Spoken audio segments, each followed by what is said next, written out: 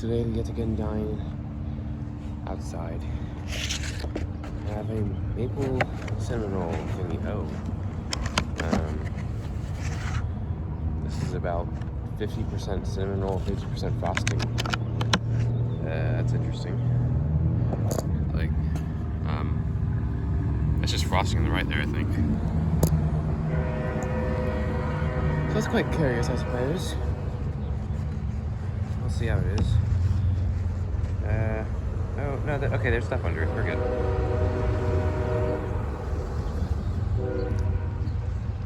It's alright. So, life. Well, I do have something to talk about today. I discovered that... Sorry, chewing. So, I did, writing that dissociation. How, when you have inevitable problems that are difficult to fix, and you fully understand them, the only way to truly escape them is to detach yourself from who you are. Oh my God, their windshield is so broken. The person pulling out right now, look at that windshield. Dude. Like a crater, freaking A. It's too white, you can't even see through it. That's insane. So, anyways. Dissociation, or technically depersonalization, is a part of dissociation. But when you detach yourself from who you are, it frees you from the burdens of yourself. Before, I did it in a depressive way, where I simply treated my mind and body, and my thoughts and stuff, as not who I was. I did it because I was considering myself inferior. Like, I was basically trying to control my emotions and stuff and getting mad that my amygdala acted up and stuff, and my body was weaker than I wanted it to be. So I treated it as separate from me, but I still acknowledged reality. So I was like, fine, they are separate, they are not me. My consciousness and decisions are me. They are just a thing I'm living in.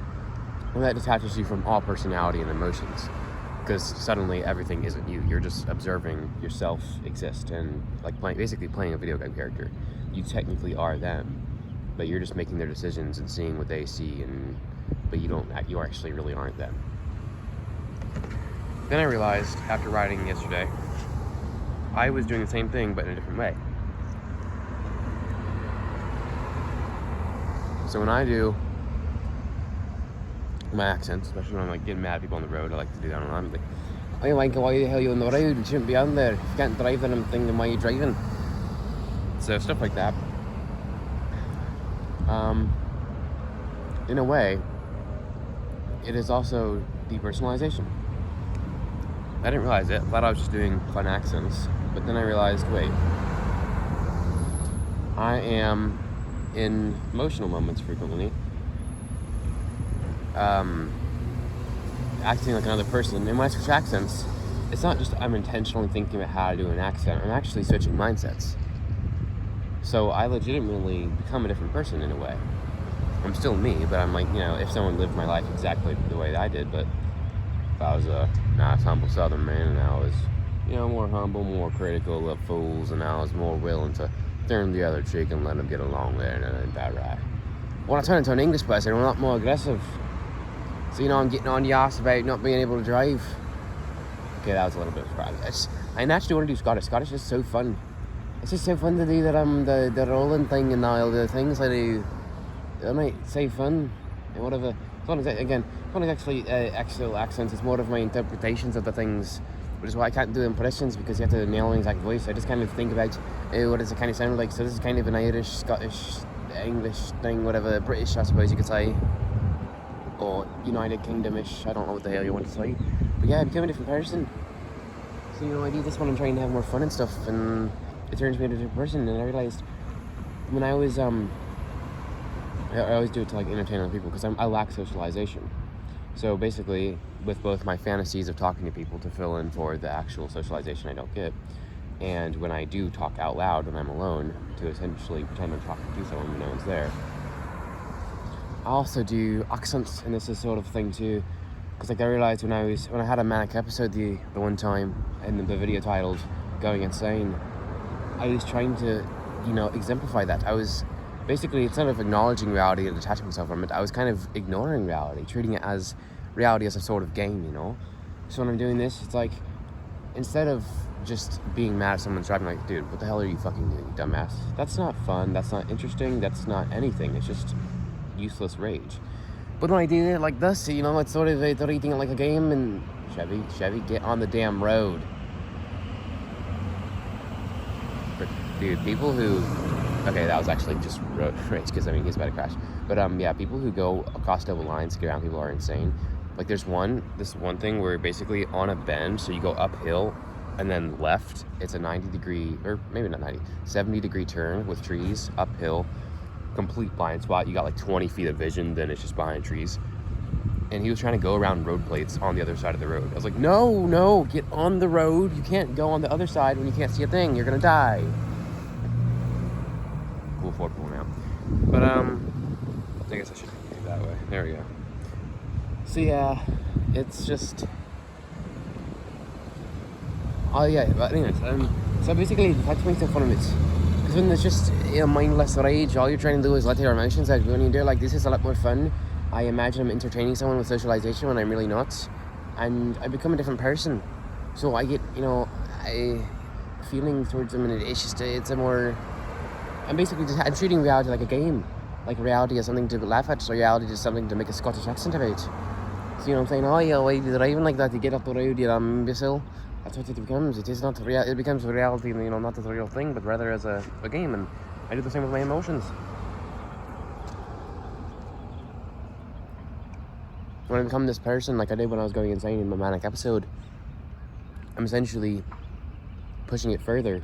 Rather than just doing a thing to detach myself, I'm completely breaking free, and I'm extensively pushing my actions to their limit and trying to forcefully become someone different. So I'm not acknowledging reality as it is, and I'm treating my problems as if they don't exist, and I'm just becoming someone different. I forgot to explain it. I explained it quite well in the writing, but I forgot what I did there. It's unfortunate. I just realized, big brother. Except one of them's gonna last you 2 more years than the other, or more. Yeah, there we go. That's decent-ish. I don't know. It's hard to hang here without falling over.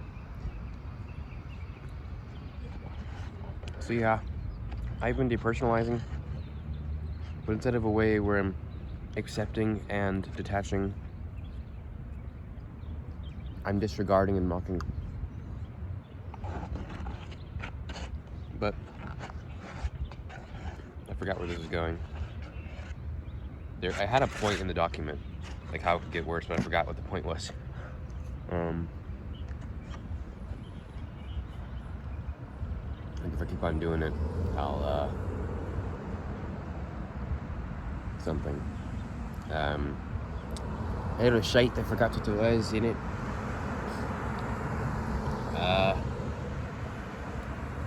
Something like if I continue to detach myself and always bypass reality. Oh yeah, just like how I had the manic episode. The less and less control I have, and the worse my mental degradation gets, and the more I rely on this to escape reality, the more insane I'll become, because it's just repetition, it never ends, and the more you get grounded back to reality, like when I'm having a fantasy and then I laugh out loud and then I remember, oh wait, the joy I just received from that moment talking to someone doesn't exist, it's actually in my head. That always brings me back and it feels terrible. So the more and more I'll do this to escape, and the more I'll remember.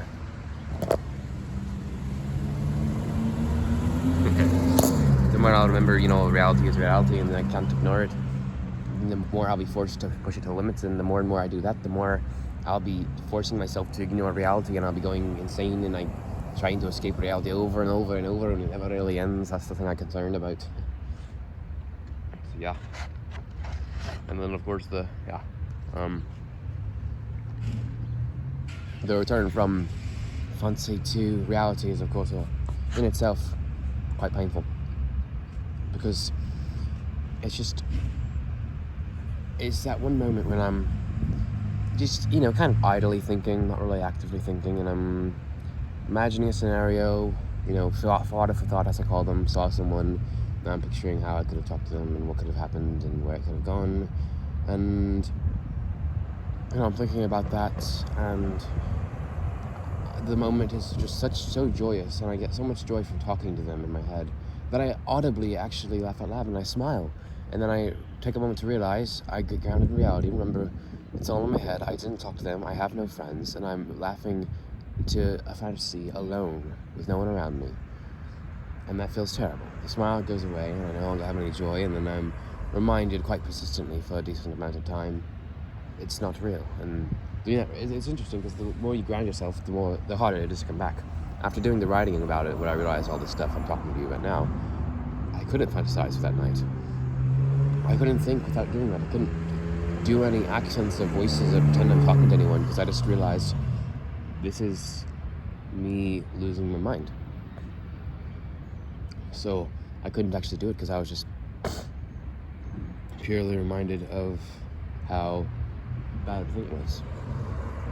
And really, it's I hate calling it coping mechanism. Just sounds stupid. Coping sounds like a negative word, it has negative connotations, and mechanism makes it sound like a robot. I hate coping mechanism, terrible term.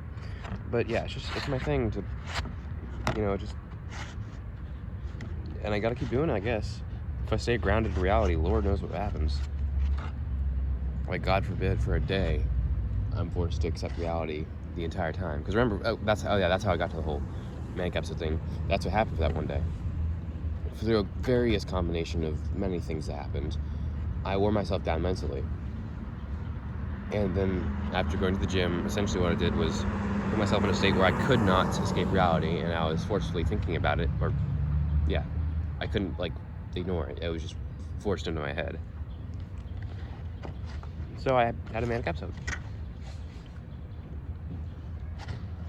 And obviously, reality itself, being real to you, should not be something that causes distress. But it does for me. So, I don't know.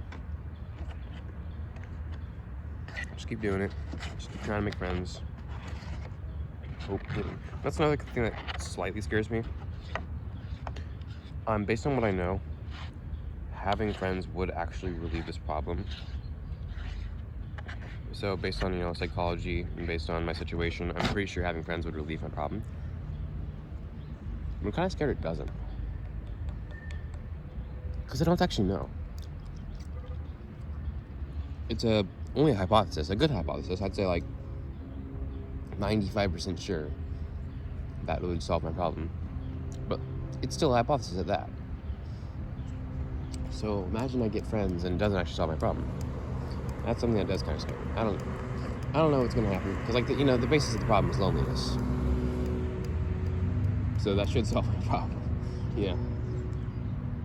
1 + 1 is 2 type shit. But, I don't know. Stuff happens. So that's that.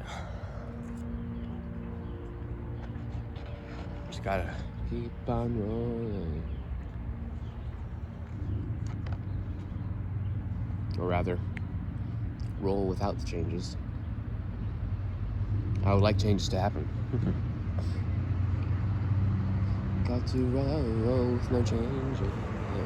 Keep on rolling. Keep on rolling.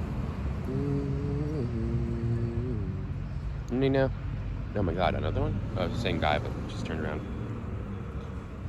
Discord friend, because it's sort of, there's the, not paradox, but issue, I suppose, probably a better word for it, where by going out and meeting friends, being rejected makes it so much worse, both temporarily and permanently.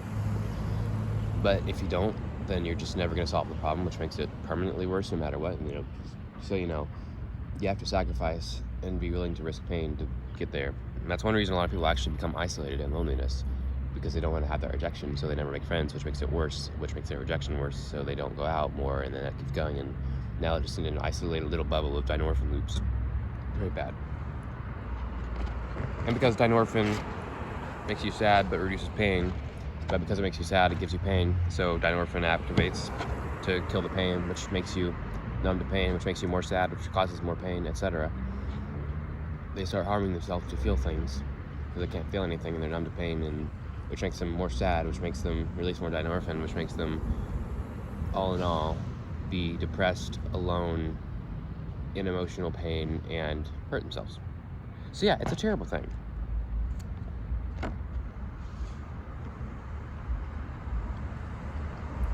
And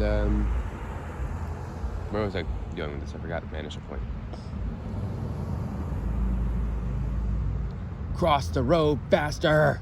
Ugh. I hate people who cross the road slowly, but like, man, you know one thing I hate? Okay, I was gonna make a video deciding not to, but since I'm already talking, might as well. Unathletic, slow, unattentive people, especially older people, especially women, who don't understand the concept of being fast, attentive, and agile.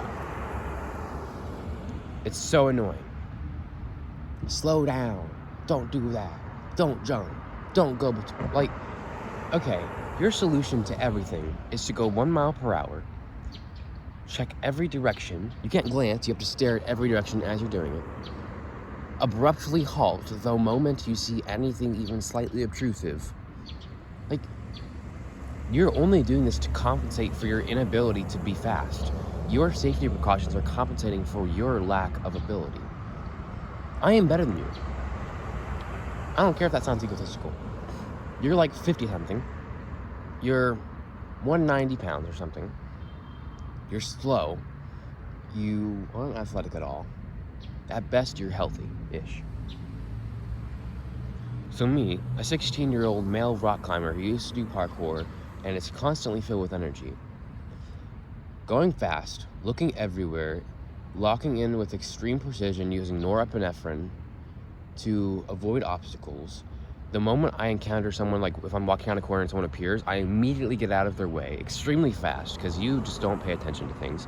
You walk around a corner blind, which is why you say you have to go slow so you don't bump into someone. But hey, guess what? If you pay attention, you'll be fine. Same people who probably go 55 on the interstate because, oh, going fast isn't dangerous. Not if you pay attention. And then, you know, carrying a 100-pound trash can or something. Maybe not 100. I can't hold that much. See, how much would it weigh? I'm not really good at estimating weights. 60, 70-pound trash can going around and extremely sharp, goes up, left, up. So what I do is I go forward, I go to the left of it, and then swing, while it's on the right of me, I swing it around backwards to carry the momentum. She says, don't do that, you're going backwards, you're gonna hit someone. Okay. I have already checked all directions, left, right, and around the corner. I have observed there was no one there and there is no one coming. I am fully focused on my surroundings, making sure I nor the trash can hit anything. And I am controlling it so it does not fall over. But okay, I'll slow down. Because it is much easier to decelerate, check both sides, move, stop, check inside, and then go forward again with a heavy trash can. That is much easier. They make everything less efficient, less fun, less everything, because they aren't able to. They might be also jealousy, like, because I can't do it, you shouldn't be able to either. Don't go fast, bring the carts in. Is that a grocery store, by the way? Because that's where I work. Okay. There's no one in front of me. I have full control. But I'll slow down just because. Oh, now there is someone in front of me. And what annoys me is you can't explain the concept of thought to them. Person here, person in front sees me coming with cart, they step up. Person behind glances at me, I notice that, they slow down. Clearly they're creating a gap for me, so I go through it. You just saw diving through a gap, so you think it's dangerous, but no. People who are attentive clearly see each other and they make things efficient. Stopping for everything to occur step by step is a much less effective method. And in some ways, it can even be more dangerous. And like, this one person, she even has this whole ladies first thing. She always like is so sarcastic every time I go in front of her. She's like, oh, okay, I'll just let myself through them. It's like, so it's actually insane. So there's a door, double doors. I'm here, here's the door.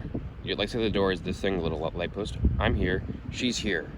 Like 3 times as far away. I'm walking. already going to the door, and I'm about to walk through it, hold it open to let her come through. So, I go, she goes, no one stops, except for me to stop to let her through. Her idea is that I instead should stop, grab the door, pull it open, wait for her, let her come through, then hold the door for me to let... That is so much slower. You're making everyone wait even longer. Why would you do that? Why should both people involve... My mind cringes at inefficiencies like this. I desire perfection and speed. Doing something that stupidly inefficient kills me. It's just like, oh God, no.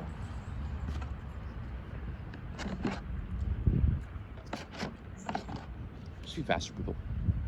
Be efficient. Be attentive. Stop being slow as hell.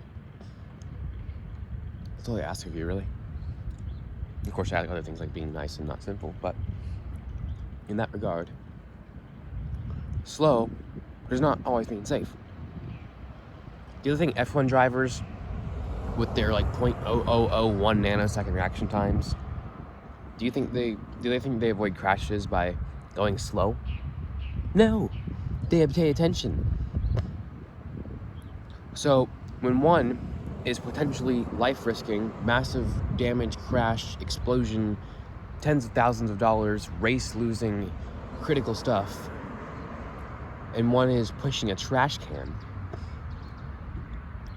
if it's 300,000 times less effort, then it doesn't take, the risk and effort required to do good is so much less, which means the effort required to do good is so much less. I can't explain this logic to them because they don't have any sense of logic. Their entire mind is arrogant and locked into slow only, no matter what, never change, only slow. I cannot go fast, so you can't either. And it scares them. Me going fast scares them. They're like, oh, can you slow down? Like, hey, stop? Like, someone comes around a corner and literally one of them go around a corner and they legitimately go like, oh, okay. Like, stop, jump back, audibly make a set. Like, dude, how about recognize that they're there, and the first thought should not be, oh my God. The first thought should be, how do I avoid them? Then you both make an evasive maneuver based on where you are for optimal, efficient avoiding and pathfinding. Like, legitimately, Minecraft villager pathfinding is better than them. I'm honestly saying that. They have worse pathfinding than a Minecraft villager.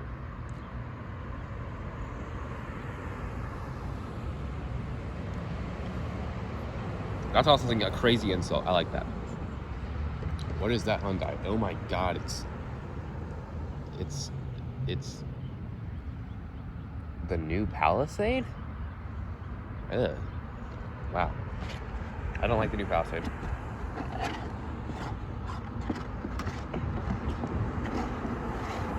Thought it was like one of their weird new things. I don't know. Kia and Hyundai, same company basically, just are doing weird crap. The new like Kia electric things, they're Hyundai, I don't know which. But it's like, I think it's Kia, like the K6 and the K3 or something like that. I don't know. I don't care. But yeah, going fast. So, can I give an exact example here? No, I can't exactly. But, point is, pay attention and react.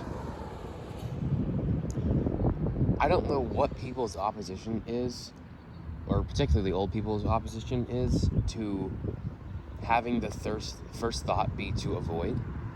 Like, it's like once you hit a certain age, once the first gray hair comes in, instead of seeing something and your first thought being to avoid it, like everyone else, walk by someone in the hallway, go around a corner, we both immediately recognize the situation of we are coming towards each other.